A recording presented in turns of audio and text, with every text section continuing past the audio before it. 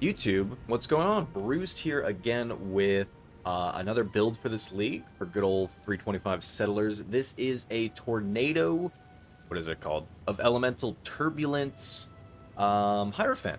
And this character has been just an absolute treat. Like, this character has blown me away with how strong it is. It's been really, really fun. It's been just absolutely tearing through content. It's not the tankiest character that I've ever made. Obviously, I mean, I feel like if you're using Dialas and you say tanky in the same sentence, it's a little bit of a tricky thing.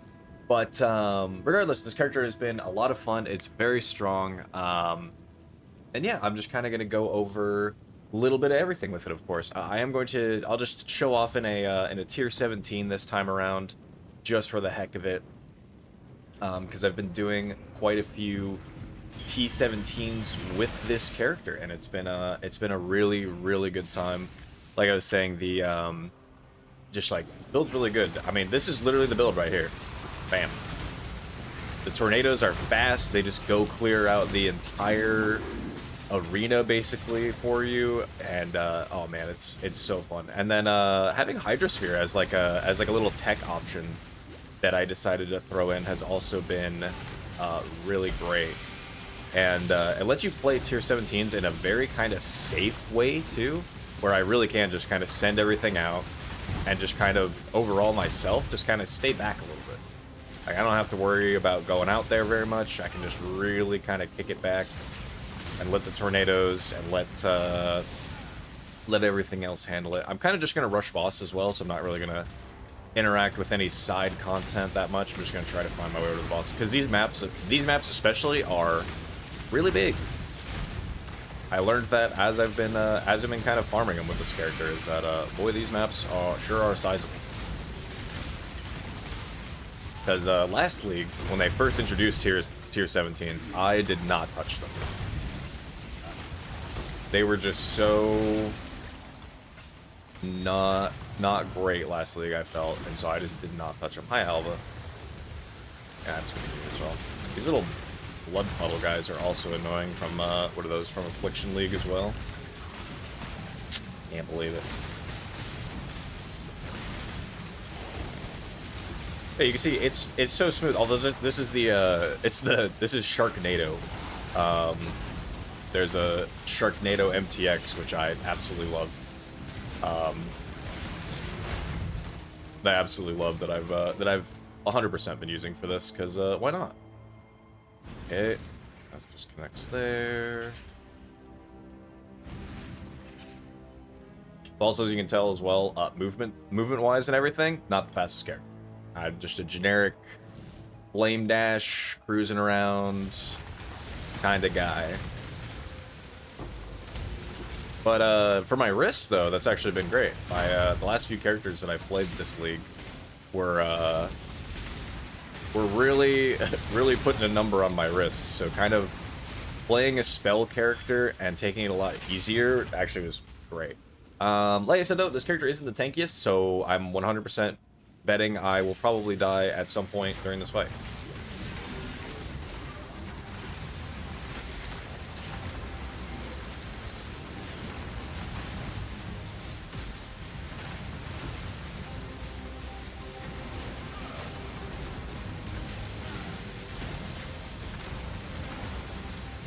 Never mind.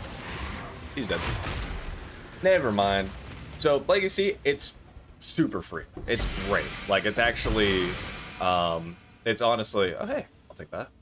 It is honestly so much fun. You literally just throw your tornadoes out and you say, go do your thing. And you can just kind of, it really gives you freedom as the character to just send your tornadoes out and then keep moving while they're dealing damage. Keep flame dashing around, whatever else you have to do to just like dodge everything else in the meantime, and it's a lot of fun.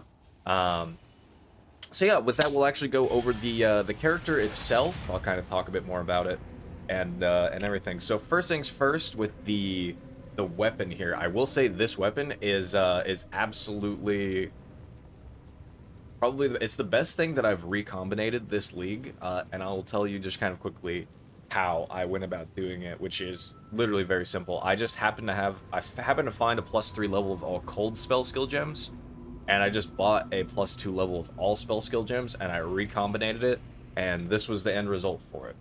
Now, technically, it could get a bit bigger if you were to lock prefixes and then reroll with like harvest or something for crit, and you hit like tier 1 crit multi and then craft the 10 double damage or something back onto it.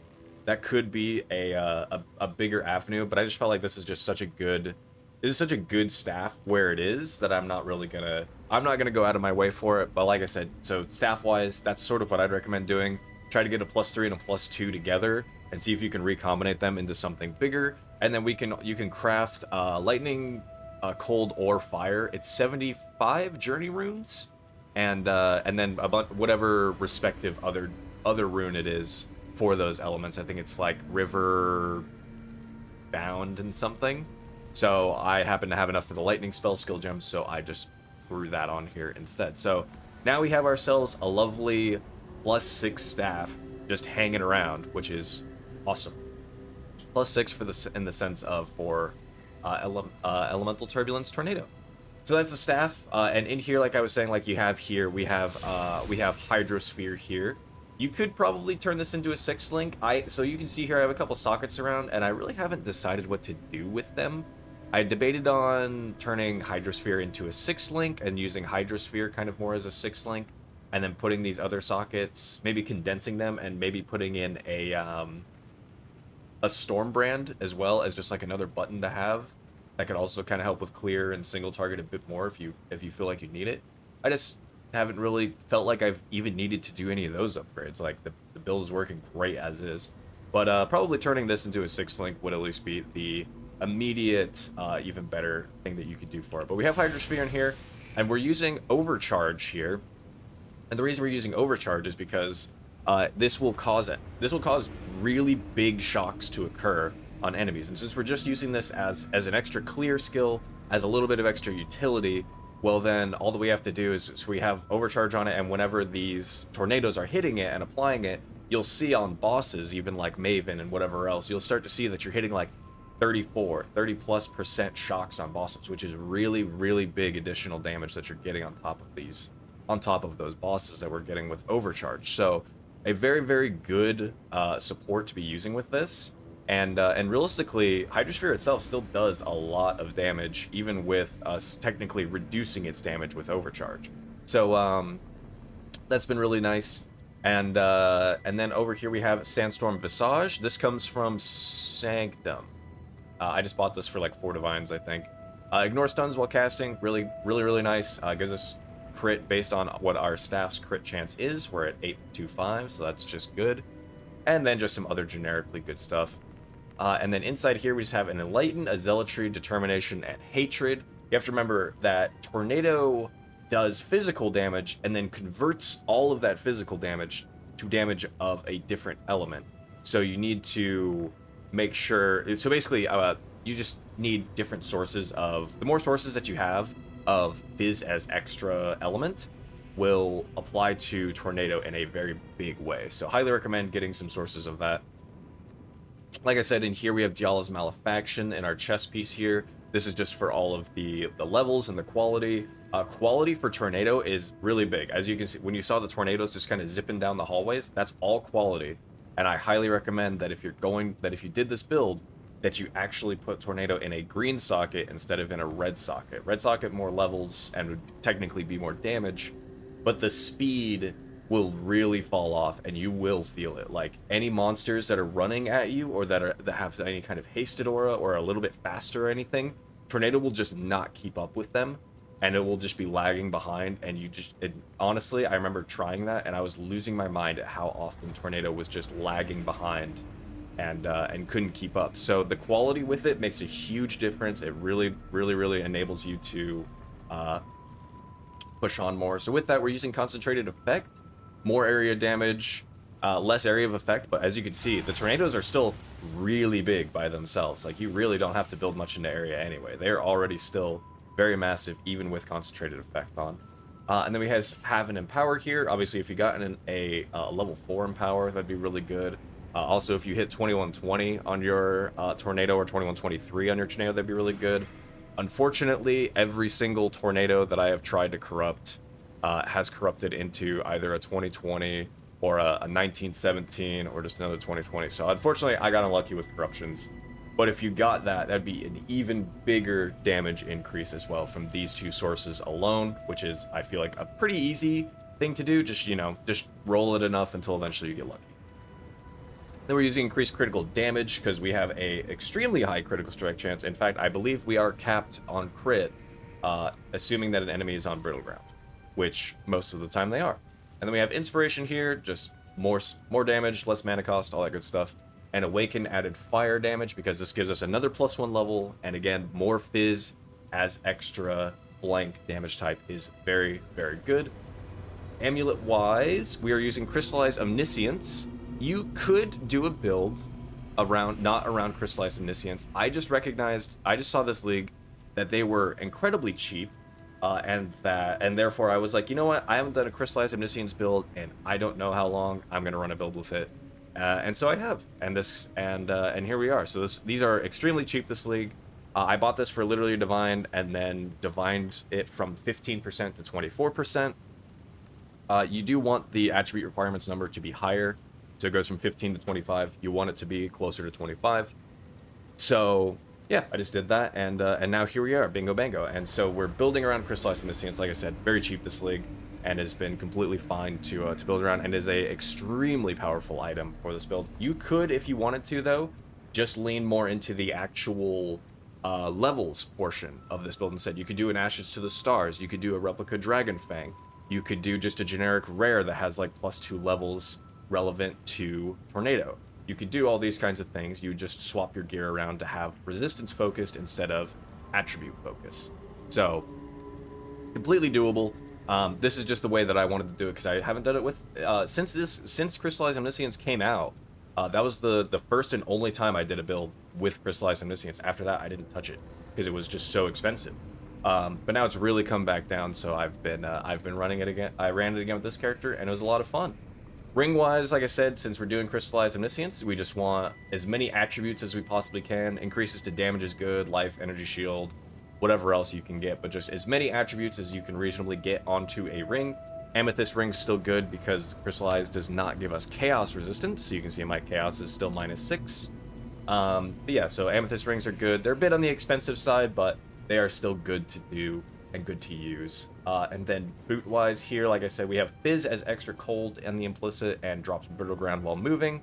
So that's my little frost trail there, is brittle ground. So if you can get enemies standing on it, then that's great. But otherwise, our crit chance is already so unbelievably high that you almost kind of don't need it. But regardless, there it is. And we just have Flame Dash and Assassin's Mark in here. We are just self-casting Assassin's Mark. You basically don't really need to tap it until you get to a big target, like the boss in Fortress or whatever else. You kind of just tap it whenever there's a target that actually feels like it needs some extra juice to it. Otherwise, again, just increased attributes. All I did with this is just bought a Fractured 55 strength. Boots like this, armor boots, can't naturally roll dexterity, so just buy some dexterity essences, slam it until you hit some either increased move speed like this, or increased move speed and life. But basically just do that, I felt, until you got this. Belt-wise, again, same thing, just attributes, life. If you got a Hunter Belt, I'm kind of crafting this on the side. If you got a Hunter Belt, you could also get a % increase to attributes alongside big attribute additions there. So that would also be another really big point of increasing your attributes. And then we have our gloves here. Also, the eye jewel is just more stats and some other generic good stuff. The gloves here I just have increased effective marks. I couldn't remember what else you can really roll here. I didn't see anything when I was spam rolling Eater of Worlds, and I was like, I guess I'll just take increased effective marks, whatever. And then chance to unnerve enemies on hit. Unnerving, very, very good for a spell build. So, and then otherwise, yeah, same thing, just Fractured Strength, throw some dex on it till it hits something good, craft some life, or get a really high life roll and call it good with that. And then in here, we're using automation with Vol Molten Shell and more duration. So that, once again, we always have Molten Shell going on. Always have Molten Shell going, basically, at least at whenever that comes off cooldown. And then we just have an extra Vol Molten Shell button to tap whenever we feel like we need it, which is a very nice thing. With all that, and then just, pretty generic stuff in the flash section. Honestly, like I said, we're we're so capped on crit. You could probably drop Diamond Flask for maybe a Phasing Flask or a or an Onslaught Flask, a silver. I am also using Amethyst Flask because Chaos Resistance good, and still need more Chaos Resistance, and so this is just kind of the temporary solution, or at least the solution I have for the time being, that I will probably just continue using. Honestly, I just, whenever you see Chaos damage, just tap it. It's just an extra thing. And of course, just Granite, and then Life Flask, Quicksilver, all that good stuff, all that jazz. And then with that, we'll just kind of we'll kind of roll into the tree here. So, tree-wise, again, we're going Hierophant.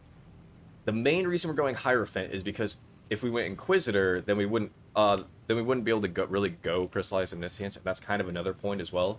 If you don't go Crystallized, it might actually be better to go Inquisitor, because then you can take the nodes for critical strikes, ignore elemental resistances, which is then fantastic. But for Hierophant, though, we can kind of build more into Crystallized Omniscience, at least a bit better, in my opinion. So we have, of course, the min charges here, Arcane Surge giving us more spell damage and gaining spell damage, or gaining Arcane Surge every time we hit a boss. Never mind, it's just when you hit an enemy with a spell. Sorry, I said boss. Anyway, we're getting Arcane Surge, which is really good. And then over here, we're taking Divine Guardians, just more life, or more mana, sorry. And then Transfiguration of Mind gives us more damage based on how much mana we have. And then Sanctuary of Thought, this is just so that we can actually have both reservation efficiency, which is really, really good, but also less mana cost of skills. It kind of lets us fit in. That's why we have 3 just major auras of Zealotry, Determination, and Hatred. Like, we have 3 pretty good-sized auras in here and still have a decent amount of mana, and our Tornado only costs 24 to cast, and we have enough mana regen just from being a Hierophant and everything. Also, sorry, I'm going to save this map, so I'm going to walk in here now. I don't know actually how long I've been yapping. Anyway, so with that, though, we have Sanctuary of Thought, all that good stuff. And then tree-wise, you could reasonably, if you want to save a few points here, you could just go up on the intelligence here. Instead, I just routed for a little bit more elemental damage and some more mana. Not a huge deal. Otherwise, and then we're going through. We're taking Light of Divinity, we have Holy Domination. This spot over here is really, really good for Lethal Pride, as you can see. Obviously, we have chance to deal double damage. We got increased strength here, more fizz damage, some more increased strength. Because remember, and then more fizz is extra fire. Because remember that we're getting more damage every time we get more attributes, and we're also getting resistances from our attributes as well. So stacking attributes like this is really, really good. This particular one, 12053, if you go down to Devotion, that's more chance to deal double damage if you wanted. I just didn't really feel like that's necessary. But yeah, Divine Fury over here, Divine Wrath, these give, again, more fizz as extra and also some penetration, so very, very strong node here. Divine Judgment, just for more goodies there. Chance to treat some resistances as inverted. Also incredibly good when we're fighting against bosses. We've got crit, we've got some other generic stuff, we got life. We have the staff wheel here with increased defenses. We have Unnatural Calm up here. We're grabbing a bunch of jewel sockets where we can. We have Watcher's Eye here, mostly for the armor and critical strikes penetrate Ellie Res while they're affected by Zealotry. And then we have up here just a cluster jewel. There is technically a better cluster that you can get. This one's Doriani's Lesson, Prismatic Heart, and Storm Rider. The better version that you could get would probably be, instead of Prismatic Heart, you could get Corrosive Elements. But if memory serves, those are very, very, very uncommon to see and are very expensive as well. So I believe that's kind of the primary reason why I went with this, is this one was a lot cheaper. I'm getting beat up. This one was a lot cheaper to grab, and there were much more of them available. So Dorian, and at the end of the day, it's still really good. It's still more elemental damage. Storm Rider here is how we're generating our one additional power charge. We only have one extra one, so we have one charge here and one charge over here, but this gives us +1 minimum charge, and also we already have 4 min charges as a Hierophant, so we actually only are generating 1 charge, but still a very good node to take in Storm Rider. And then we have a Megalomaniac over here. Our Jewel here is just crit multi stuff. But Megalomaniac over here, and it's mostly for force multiplier, more fizz damage, and chance to deal double damage. And I'm using Arcane Heroism. There are so many other nodes that you could take here that would potentially be better. I mostly just took this for the increased effect of Arcane Surge, which is nice. But you could get, oh man, I can't remember the name of it. There is one for lightning damage that makes lightning damage you do, I think it's like lightning damage penetrates resistance, and also, oh, I think it's Storm Drinker. I think it's Storm Drinker. It's like lightning damage penetrates lightning resistance, and also you leech, I think it's 0.8% of spell damage you deal as energy shield. So then you would have a source of both life and ES leech, which would be at least a bit cozier, a bit tankier for the build. You just have to watch out for one shots basically at that point. So you could get Storm Drinker here. You could get any number of other things here. There are so many other things. I think Force Multiplier is a very good one, though, just for the double damage and increased fizz. But yeah, any other number. You could also get an actual Megalomaniac where all three of them make sense to grab. I just wasn't able to grab that. And then, of course, over here, attributes. We want the increased attributes. We want the increased intelligence. We want the 5% all. Because, yeah, more attributes equals better for Crystallized Omniscience. We have some more crit over here, more life. You could take this wheel, quick recovery. I just never feel like it's all that great. And then the last thing I was going to take is probably this jewel socket here. I assume I'll get this guy probably to at least 94. So I'll take this jewel socket here, and I'll essentially just put another one of these styles of jewels down in there as well. Maybe something a bit more like this. But yeah, just put another jewel socket here, take that. If you were to level up this build even further, I guess I would probably try to invest more in tankiness. I feel like the damage is really, really crazy strong at this point, and I think you could just instead, if you wanted to take this build further beyond, just invest a bit more in tankiness. Maybe even take these life recoup nodes up here. Life recoup, definitely not a bad thing to have. You could take Faith and Steel right here. That's not a bad node. We have, oh man, there's a couple other nodes around here that you could certainly take that will help with that. You could take increased energy shield from equipped helmet there.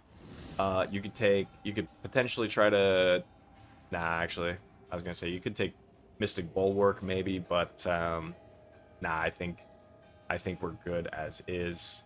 So there's definitely a few other areas you could go. You could take Static Blows if you want more damage there. Yeah, I mean, there's avenues. Realistically, you could do another medium cluster up here instead, and then put like a regular jewel at the end of it. You could do a medium cluster up here, put like overshock. Do like the increased effect of non-damaging ailments. Put overshock up here along with something else. So there's a bunch of different avenues you could go with this. But like I said, this build has been really crazy fun and has been really, really strong. Definitely has probably been my character of the league. Like I said, the only thing that he's kind of missing is just one-shot protection, but I don't really know that I'm going to be able to get that with these items I have. But regardless, tons of fun. Absolutely recommend trying it out. If you haven't tried out the new Tornado at all, highly recommend you give it a go. It's such a fun skill. It's a really, really good cruiser, really good cleanup kind of skill.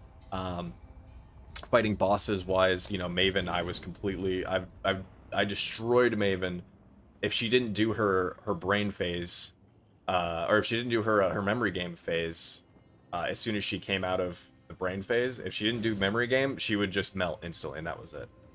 So yeah, it's been a lot of fun, and yeah, I hope you check it out. Hope you guys have been having a lot of fun with the Settlers League still. The next build that I will be putting up is actually a build based on a roulette that I designed. I'll go over. I have all the rules and everything, sort of broken up into a few videos. So I have to level that character, do a bunch of stuff with that, and it'll be a bit of an interesting thing to throw together, I think. But yeah, with that, like I said, hope you enjoyed the build. POB would be down below as always. Yeah, that's all I got. YouTube, thank you very much. I'll see you next time.